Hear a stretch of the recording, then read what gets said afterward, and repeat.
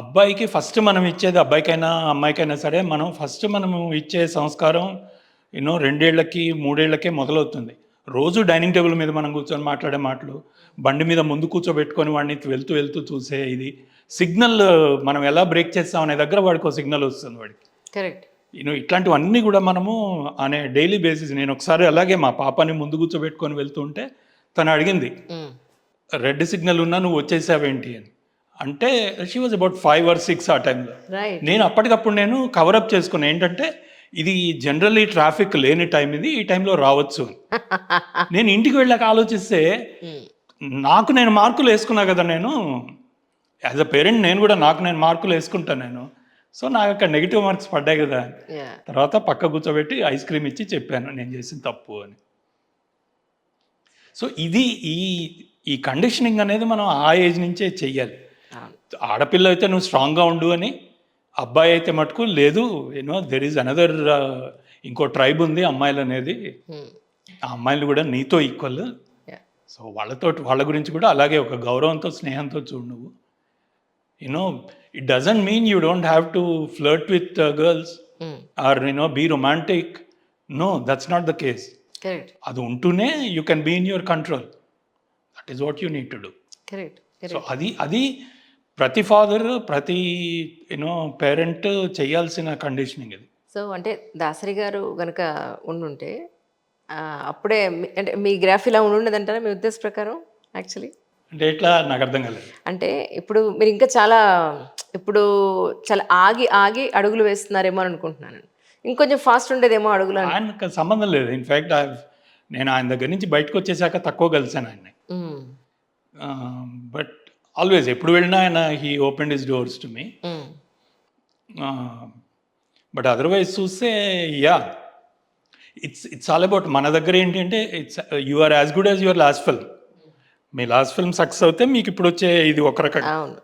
So it's always రెజ్యూమేలో ఇది ఎక్కువ wait ఇస్తుంది. మిగతా ఇండస్ట్రీలో కంటే కూడా ఈ ఇండస్ట్రీలో ఎక్కువ వెయిట్ ఇస్తుంది. Hit is always what matters. So ఆ విధంగా నాకు ఒక రకంగా ప్రాజెక్ట్స్ నన్ను చూస్ చేసుకున్నాయి దాన్ ఐ చూసింగ్ ది ప్రాజెక్ట్స్. కానీ రిగ్రెట్స్ ఉన్నాయా సార్? ఇంత చదువుకుని నేను ఇటు సైడ్ వెళ్లకుండా నేను ఫిల్మ్ ఇండస్ట్రీలోకి వచ్చి అనవసరంగా ఇలా అయిందేమో అని. రిగ్రెట్స్ ఎప్పుడూ లేవు. Could have been better. నేను దీనిలోనే ఇంకా బెటర్గా చేయగలను. మనకి ఎప్పుడు ఎలా వస్తుందంటే జనరల్గా వస్తున్న సినిమాలు చూస్తాం. వస్తున్న సినిమాలు చూసినప్పుడు అందులోంచి సక్సెస్ అయిన కొన్ని సినిమాలు, కొన్ని నేను చేయలేను, నా స్టైల్ కాదు అని నాకు తెలుసు. నాకు 1000 కోట్ల బడ్జెట్ ఇచ్చి బాహుబలి తీయమంటే నా వల్ల అవ్వదు, నేను చేయగలిగేవాడిని కాదు అది. అంటే ఫస్ట్ నుంచి నేను కండిషన్ చేసుకొని నేను ట్రైన్ చేసుకుంటే అది వేరు. ఫర్ ఎగ్జాంపుల్ నేను రాములమ్మ రౌడీ దర్బార్ లాంటి బిగ్ ప్రాజెక్ట్స్ కూడా చేశాను యాజ్ అన్ ఐడి. మేబీ నేను కండిషన్ చేసుకుంటే చేయగలిగాను. బట్ ఆ కైండ్ ఆఫ్ ఎలివేషన్స్ కానీ, ఆ కైండ్ ఆఫ్ యాక్టర్స్ని ప్రజెంట్ చేయడానికి అంత విపరీతమైన కసరత్తులు చేయటం అది నా వల్ల కాదు. స్టోరీ ప్రజెంట్ చేయటం, story is my hero always. So ఒక బ్రేక్ ఇచ్చి స్టోరీకి హీరో వైపు వెళ్ళగలగటం అనేది నా వల్ల అవ్వదు. దాన్ని చాలా గొప్పగా బ్లెండ్ చేస్తున్నారు ఇప్పటి డైరెక్టర్లు కొంతమంది. అట్లాంటివి నేను చేయలేను. బట్ ఒక చిన్న సినిమా, ఒక మంచి అందమైన స్టోరీస్, ఒక బ్యూటిఫుల్ థాట్ని వాళ్ళ ముందు పెట్టడం లాంటిది, దట్ ఈజ్ మై ఫోర్టే. దాన్ని ఇప్పుడు ఫర్ ఎగ్జాంపుల్ ఋషి తీసుకుంటే మీకు ఒక కాలేజ్లో ఒక దీనిలోనే జరుగుతుంది. సో ఈవెన్ ఆంధ్రపోరి ఇవన్నీ కూడా చిన్న థాట్స్ అన్నమాట. ఈ థాట్స్ని I have been presenting it the way. So Rishi చూసిన వాళ్ళు ఇమ్మీడియట్లీ అన్నది ఏంటంటే 10 ఏళ్ల తర్వాత తీయాల్సింది ఈ సినిమా. దాన్ని ఓటీటీలో మేము పెట్టింది దాదాపు 8 years తర్వాత పెట్టాం. 8 years తర్వాత? 2012 6 years తర్వాత పెట్టాము 2018లో. అండ్ ఇట్ రియలీ గాట్ మంచి వ్యూస్, మంచి వచ్చినాయి, పాజిటివ్ రెస్పాన్స్. ఆరెంజ్ సినిమా అప్పుడు అందరూ అదే అన్నారు, ఇప్పుడు కాదు ఇప్పుడు పెద్ద కల్ట్ హిట్ అది. అబ్సల్యూట్లీ. ఇప్పుడు మళ్ళీ రిలీజ్ చేస్తే మంచి ఇది వచ్చింది, మంచి అది మొన్న వచ్చింది, చాలా మంది పిల్లలు చూసారు, కరెక్టే కదా అని ఈరోజు అంటున్నారు. అవును, అప్పుడు రిలీజ్ అయినప్పుడు మాత్రం ఇలా ఉంటుందన్నారు, ఇప్పుడు మాత్రం కరెక్టే కదా, ఇలాగే ఉన్నారు కదా జనాలు అంటున్నారు. Correct. So as a film maker మనకే తెలియాలి మీరు కరెక్ట్ ఆడియన్స్కి చెప్తున్నారా లేదా మీ స్టోరీని, మీ దీన్ని అనేది.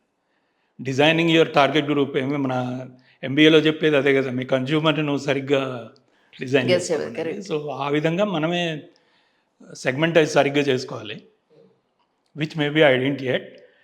కొన్ని సరిగ్గానే వెళ్ళినాయి, కొన్ని. అంటే as a writer, as a director, రెండు సినిమాకి ఒక మోరల్ ఉండాల్సిన అవసరం ఉందా లేదా? ఉండాలి, నా ఉద్దేశం అయితే ఉండాలి.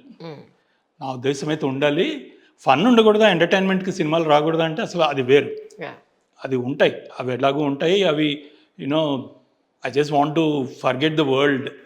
ప్రపంచాన్ని, నా కష్టాల్ని, నా వీటన్నిటిని ఓ 2 years 2 hours పాటు మర్చిపోవాలి అనుకుంటే దానికి ఎంటర్టైన్మెంట్, దానికి ఫన్ ఉండే సినిమాలు ఉండాలి, తప్పదు అది.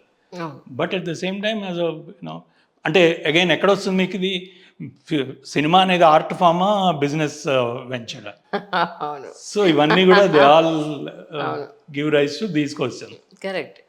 సో ఒక ఆర్ట్ ఫామ్గా లేకపోతే ఒక మీడియా వెంచర్గా అనుకుంటే మీరు అది డెఫినెట్లీ ఒక మెసేజ్ ఇవ్వాలి, మెసేజ్ స్ట్రాంగ్గా ఇవ్వాలి. కాకపోతే ఏంటంటే ఇది ముక్కుసూటిగా గాంధీ గారు లాంటి సినిమాలు మన దగ్గర నడవు కాబట్టి నడవు, దానికి ఒక హీరోయిజం ఇచ్చి హీరో స్టార్టింగ్ అంతా కూడా ఒకలాగా నీ ముక్కు ఎదురంటే ఇలా తిప్పి తిప్పి ఇదే నీ ముక్కు అని చూపిస్తే తప్ప ఆ మోరల్లో ఉన్న సారం వీళ్ళ బుర్రకెక్కదు. ఇప్పుడు కొంచెం బెటర్ అయింది ఆడియన్స్ కూడా, అంటే because of the advent of OTT అయినా ఇవి చేసిన హెల్ప్ ఏంటి అంటే ఒక మీనింగ్ఫుల్ థాట్ని అలానే మీనింగ్ఫుల్గానే, అంటే without any background music elevations అవి లేకుండా మన జనరల్గా దీనిలో మాట్లాడుతుండగా రియలిస్టిక్ పోర్ట్రేయల్ చేసి చూపిస్తే చూడటానికి రెడీ ఉన్నారు జనాలు.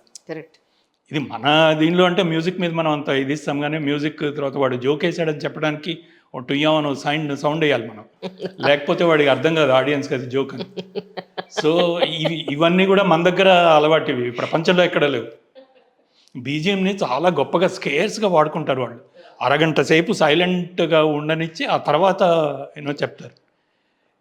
ఈవెన్ ఒక అంటే బీజిఎం మీద కూడా ఒక గొప్ప కంట్రోల్ ఉన్న మ్యూజిక్ డైరెక్టర్ అనుకోండి, దాన్ని గొప్ప టూల్గా వాడుకుంటారు. RGV uses BGM like you know మొత్తం త్రూ అవుట్ ది ఫిల్మ్ ఉంటుంది, బీజిఎం రన్ అవుతూ ఉంటుంది. But still you won't get bored, దాన్ని ట్యూన్ అయిపోతాం మనం, ఒక ట్రాన్స్లోకి వెళ్ళిపోతాం. So yeah I mean there are several ways to ఒకే మాటని, ఒకే స్టోరీని రకరకాలుగా చెప్పచ్చు మీరు. సో వాట్ ఈజ్ ఎలా చెప్దామని అనుకుంటున్నారు? సాంగ్స్ తోటి చెప్దామని అనుకుంటున్నారా, లేదా మాటల్లోనా? మా గురుగారు అన్ని మాటలు కెమెరా పాతేసి మాట్లాడుకోమని చెప్పేవాడు దాసరి గారు. అమ్మో, ఆయన అప్పట్లో నడిచిన పాత సినిమాలు చూస్తే 3 గంటల సేపు అందరూ మాట్లాడాక ఏమో సరిపోలేదేమో అని చెప్పి ఆయన మళ్ళీ స్క్రీన్ బయటకు వచ్చి విన్నారు. దానికోసం నేను లేచి నిలబడి యూనో నేషనల్ యాంథమ్కి ఎలా అయితే ఉండేవాళ్ళు, ఆ మాట కోసమని ఉండేవాళ్ళు వాళ్ళు. ప్రేమను ప్రేమిస్తుంది అని చెప్పి ఆయన చెప్పేవారు మళ్ళీ హీరో చచ్చిపోయాక. So yeah.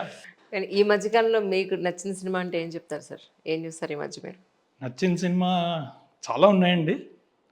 ఒకసారి చూసారా 35 చిన్న కథ కాదు? చూడలేదు, యాక్చువల్లీ చూడాలనుకున్నా, చాలా మంది బాగా చెప్పారు. బాగుంది. ఎస్పెషల్లీ నేను ఒక నవల్ రాశాను ఒకటి, ఇట్స్ కాల్డ్ సిరాలో సిరా ఈజ్ అబౌట్ మన కార్పొరేట్ కాలేజెస్ మీద అనమాట.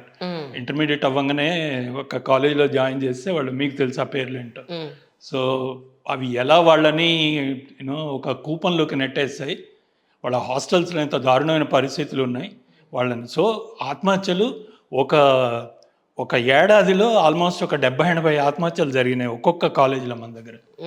ఇది మీడియాలో కూడా రాదు, ఎందుకు రాదో నాకు జెన్యూన్గా అర్థం కాదు. నాకు లేదు సార్, అంటే ఇక్కడ అగైన్ మళ్ళీ ఇదంతా డబ్బు. Corporate companies maintain the secrecy, channels and everything. వీళ్ళు కూడా అలాగే ఉన్నారు. సో దీని మీద యాక్చువల్గా ఒక లీగల్ డ్రామా లాగా రాశాను అనమాట. నవల్ రూపంలో సిరా దాని పేరు. సో సిరా is a college name. So అది నవల్గా రిలీజ్ చేశాను, మంచి రెస్పాన్స్ వచ్చింది. దానిలో కూడా ఐడియా అదే అనమాట, అంటే బేసిక్గా ఎడ్యుకేషన్ సిస్టమ్, తర్వాత how it pushes you to the brink of suicide, దాని మీదే అనమాట. సో ఇది నేను చూడాలని అనుకున్నా, 35 చూడాలి. అంటే ప్రీమియర్ షోకి వెళ్ళడం వల్ల నేను మీకు బాగుందని చెప్పగలుగుతున్నాను, లేకపోతే నేను చూడకపోతే బాగుందని నేను కూడా చెప్పలేకపోయేదాన్ని.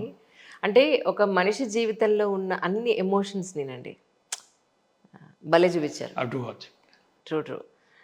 అండ్ మోర్ ఓవర్ ఇప్పుడు మీరు ఏవైతే నావెల్స్ రాస్తున్నారో దాన్ని మళ్ళీ మీరు మూవీగా తీసే ఉద్దేశం ఉందా, లేకపోతే నావెల్స్ డిఫరెంట్ అది అలాగే ఉంచదా? ఇది యాక్చువల్గా సిరా was suppose to be done by ఒక ఛానల్ వాళ్ళు వెబ్ సిరీస్ లాగా చేద్దామని కూడా అనుకున్నారు.